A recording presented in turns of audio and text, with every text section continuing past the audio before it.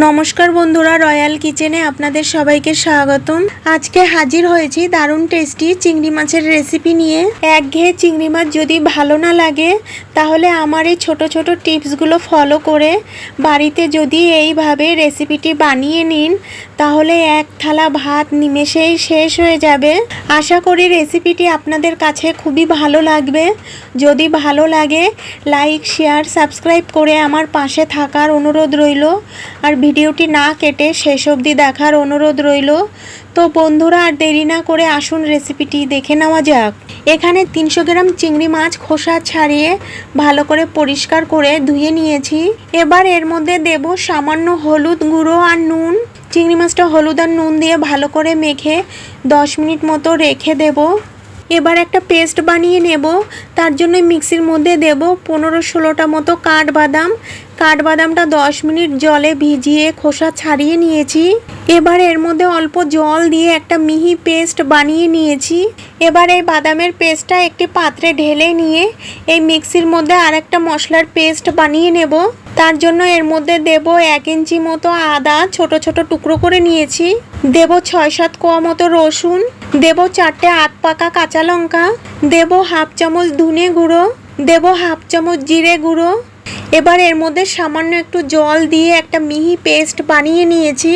এবার গ্যাসে কড়াই বসিয়ে গরম করে নিয়ে এর মধ্যে দেব পরিমাণ মতো সর্ষের তেল গরম করে নিয়ে কড়াইয়ের চারিদিকে এইভাবে তেলটা ছড়িয়ে দেব।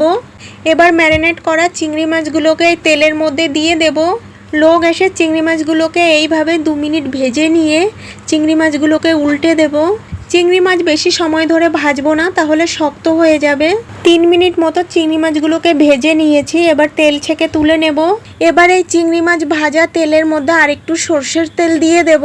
তেলটা গরম করে নিয়ে ফোড়নের জন্য দেব 2 টুকরো দারচিনি, 2টো এলাচ মুখ ফাটিয়ে নিয়েছি। ফোড়নটা 30 সেকেন্ড মতো ভেজে নিয়ে এর মধ্যে দেব মিডিয়াম সাইজের 2টো পেঁয়াজ কুচিটাও দিয়ে 2 মিনিট মতো ভেজে নেব। পেঁয়াজটা লাল করে ভাজবো না, জাস্ট একটু নরম হলেই হবে। এবার বানিয়ে রাখা আদা, রসুন, লঙ্কা, ধনে, জিরের পেস্ট দিয়ে দেব হাফ চামচ কাশ্মীরি লাল লঙ্কার গুঁড়ো। এটা আমি সুন্দর একটা কালারের জন্য ব্যবহার করেছি। দেব হাফ চামচেরও কম হলুদ গুঁড়ো, দেব পরিমাণ মতো নুন। এবার মশলাটা কষিয়ে নেওয়ার জন্য মশলার পাত্র ধুয়ে একটু জল দিয়ে দেব। এবার 4-5 মিনিট মতো মশলাটা কষিয়ে নেব। 5 মিনিট মতো মশলাটা কষিয়ে নিয়েছি। মশলার থেকে তেল ছেড়ে দিয়েছে। এবার বানিয়ে রাখা কাঠবাদামের পেস্ট দিয়ে দেব। বাদামের একটা কাঁচা গন্ধ থাকে, তাই বাদামের পেস্টটা দিয়েও 2 মিনিট মতো কষিয়ে নেব। এবার এর মধ্যে পরিমাণ মতো জল দিয়ে দেব। এখানে 200 ml মতো জল ব্যবহার করেছি। যেহেতু চিংড়ি মাছটা গামাখা করব, তাই জলের পরিমাণটা খুবই কম দিয়েছি। এবার ঝোলটা ফুটিয়ে নিয়ে এর মধ্যে ভেজে রাখা চিংড়ি মাছগুলোকে দিয়ে দেব। চিংড়ি মাছগুলোকে ঝোলের মধ্যে দিয়ে ভালো করে নাড়িয়ে নিয়ে এর মধ্যে দেব 4টে কাঁচা লঙ্কাটা সুন্দর একটা ফ্লেভারের জন্য ব্যবহার করেছি। এবার ঢাকা দিয়ে চিংড়ি মাছগুলোকে 4-5 মিনিট মতো রান্না করে নেব। যেহেতু চিংড়ি মাছ রান্না করতে বেশি সময় লাগে না, 4-5 মিনিট মতো রান্না করে নিলেই হয়ে যায়। ঢাকা দিয়ে 4 মিনিট মতো রান্না করে নেওয়ার পর এবার ঢাকাটা তুলে নেব।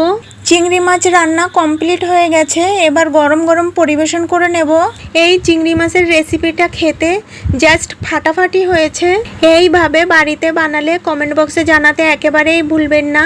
আর পাশে থাকা বেল আইকনটি ক্লিক করে রাখবেন। এতে করে যখনই কোনো নতুন ভিডিও আপলোড দেব সর্বপ্রথম আপনার মোবাইলে পৌঁছে যাবে। সবাই ভালো থাকবেন, সুস্থ থাকবেন।